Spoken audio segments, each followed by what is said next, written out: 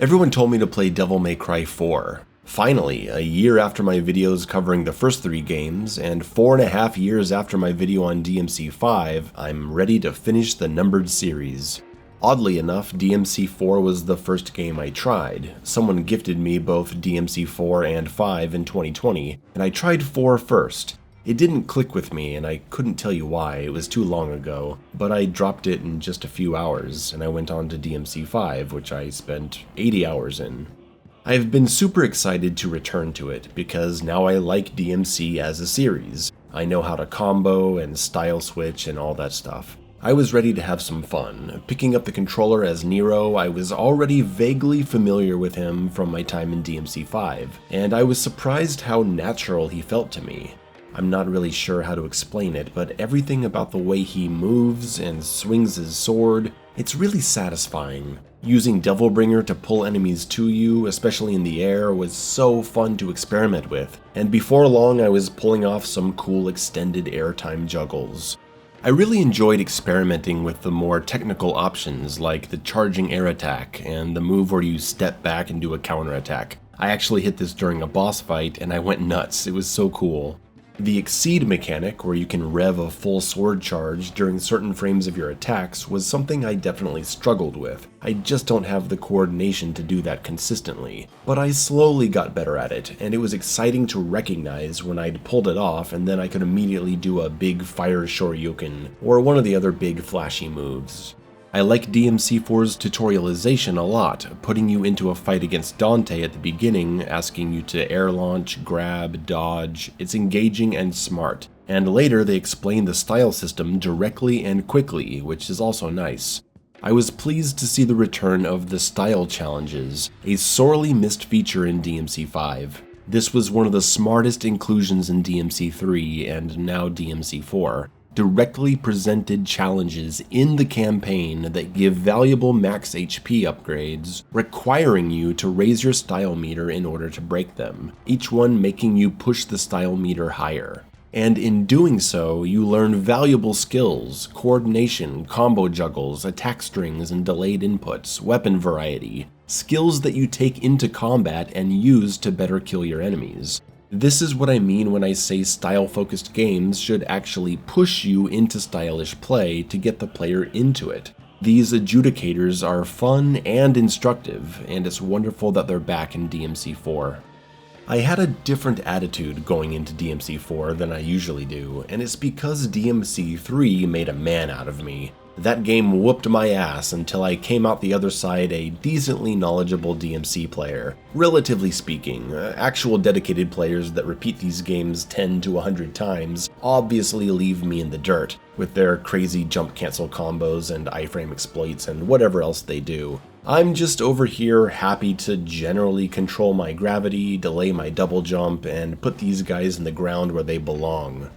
This game may have the best camera of the entire series. We get many beautiful cinematic shots that show off the world and create dramatic moments. How do fans not miss this camera direction? How do they prefer DMC5's completely free camera that never frames things in interesting ways? Here it's nearly perfect. I fell in love with these locations specifically because of the artistic framing, and this is the first DMC game to generally leave me unfrustrated with the camera during combat. After the crap show that was Ninja Gaiden 2's camera and the poor framing of many of DMC3's more claustrophobic moments, DMC4's camera was a revelation and went a long way towards raising my opinion of the game overall. Like DMC3, I only enjoy fighting a few of the enemies. I think the ice guys are great. It's cool to snatch them out of the air when they come to attack you and try to focus damage on them quickly to break their defenses. And the big saw blade guys are nice because they're just great air combo punching bags. I like enemies with a lot of health because that lets you freestyle on them and have fun with the combo system. The Angel Knights were pretty cool too, vulnerable from the back so you can jump over or use the Buster to fly over them quickly. But you can still break their defenses from the front or bait and punish their attacks. Once I had a high level pistol charge, I started taking them on from the front because their shield couldn't handle the power. But then you have the flying sword things that come at you in groups, once during a really bad boss fight, and they just keep spawning. You've got the shark things that crawl up the walls. I can't imagine anyone likes fighting them. The big floating ghosts that don't react at all to your hits they show up too often for my tastes. I did eventually learn the trick of using the Buster Grab to strip away their essence and reveal the worm inside them, but even then I still didn't enjoy fighting them, and I have to admit I used holy water once to skip an encounter with them. I'm sorry, I know I'm not supposed to play with items. I didn't find the bad enemies to be as bad as DMC3's Chessmen or the Fallen, but it was unfortunate that in a game where I love the combat so much, half the time I don't enjoy who I'm fighting against.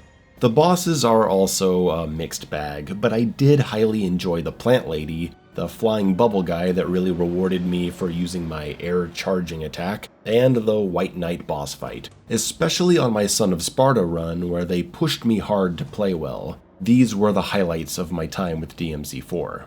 I like the first half of the game a lot more than the second. I think a lot of fans agree the second half is weaker, as you're running back through all the old rooms but now as Dante. And, for as much as I love Dante in DMC 3 and 5, here I'm just not into him that much. I don't know why, maybe some fans can comment below as to what it is that makes me like him less in this game. I just really enjoyed playing Nero, and I wasn't in the mood to play with the constant style switching and weapon switching that Dante demands if you want to explore the character's potential. Just wanted to play more Nero. I beat the game on Devil Hunter, defeating that terrible statue boss, and I dove into Son of Sparta the same day, which is a far better experience overall, and I wish I'd either had access to this difficulty right off the bat, or that Devil Hunter had been harder. And now we're back to my complaints about DMC 5. It looks like this is where the problem started, because DMC 3 is a notoriously hard game. Even the special edition with the shifted difficulties is a challenging game start to finish on the normal difficulty. Hard is there for you to play if you want it, but normal is already punishing if you're still figuring out the series, which I was at the time. DMC4 appears to be the game that came along and said, well, we don't want the game to be too hard because we don't want to scare people away, so let's restrict everyone's first playthrough to normal difficulty, make most of the game pretty easy, and just toss in a few hard bosses. Coming to DMC4 as someone who already knows to be air launching, using delayed inputs and directional inputs with lock-on, what to be investing in, Devil Hunter is mostly a cakewalk. If you're a DMC veteran or just an experienced hack-and-slash player from other series, DMC4 doesn't have a difficulty for you until you play the full 20-mission campaign and unlock something harder. I've made it clear on this channel that I hate this, and I reject the DMC fans' argument that they have to lock away harder difficulties because new players will pick them and complain the game is too hard. Plenty of games have easy, normal, hard, and even extreme difficulties available at the start. People should be allowed to choose a hard enough difficulty, and if they go too far, it's on them to switch or adapt, and not be stubborn and ruin their playthrough. And just because some people will do that, which I've done myself, it doesn't mean the option shouldn't be there for everyone it would benefit, especially in an installment of an established genre that encourages skill-based play, where people have been mastering these mechanics and playstyles across multiple series of games for years. It's annoying in DMC4, it's inexcusable in DMC5. So yeah, it seems my issue with DMC difficulty started here and blew up in DMC5, which I can't wait to revisit after this. There is a bright side to all this though, because I'm already familiar enough with DMC combat. Even though it was mostly a breeze on Devil Hunter, I still had a good time trying to figure out what combos I could do and discovering the details of Nero's abilities. Because I already know the series at this point, I know what I enjoy doing, so I go straight to it even if the game isn't challenging me. That's not a defense of DMC4's starting difficulty, it's just me saying that I understand how some DMC players can come into even the easiest of sequels and overlook how easy they are because they naturally fall into the fun zone of these games through habit. I'm doing the same thing now, just like I would with an old God of War sequel. But combat isn't everything. I don't just want to stand in an open space and combo a dummy. DMC4 has more to offer. It has a story.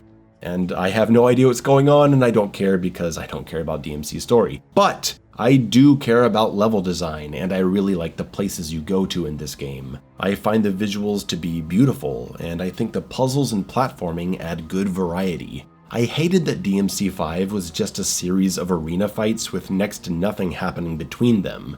DMC4 is sprinkled with moments of actual platforming challenges, piecing together puzzles around the maps, using new abilities you discover. It was great. It felt like an actual adventure. That's what I like about the old God of War games. They were adventures, not just levels that give excuses for combat. It was actually very DMC1 in that way. You know how you're solving the puzzle, leaving, and then returning to it? I guess DMC3's like that too, yeah? Why did they abandon that for DMC5, man? Of course, some of the puzzles are not great. These dice levels feel like filler, but I still appreciate that they include puzzle elements. They've been in the series since the original game. A DMC title just isn't right without them. Anyway, while I played DMC 3 and 5 enough to spend time in the Dante Must Die difficulty, I think I'm gonna hang it up here in my Son of Sparta run. It's been fun, but the switch to Dante halfway just ended up deflating everything for me. I'm not in the mood. I've had my fill of this, and I'm ready to move on. I'm all action gamed out. Fucking die already, my god! They can start slashing mid-grab? DMC4 was good. I'm not sure where I'd put it on the list, but it's good. Some of my most exciting DMC memories have come from it. I'm very happy I finally gave it the time it deserved, and now my DMC experience is complete. Outside of a revisit of DMC5, there's nothing else to talk about. Or is there?